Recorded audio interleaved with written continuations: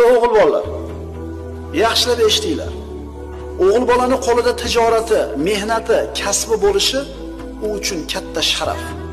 Chunki sahobalarni qarasangiz, kunduzlari ular dunyoning ishini o'lmaydigan qiladigan mehnatkash odamlar bo'lgan. Ammo kechalari xuddi bugun o'lib qoladigandek rohiblardek tunlarini qoyim namoz o'tkazganlar. Shuning uchun qo'lida hunari bor, kasbi bor, tirishligini o'zini mehnati bilan o'tkazayotgan birodarlarimizni mana ilm majlislarini birinchi qatorlarga kelib o'tirganini ko'rganda albatta ko'zimiz quvonadi. Chunki bunday odamlarning qo'li baland bo'ladi.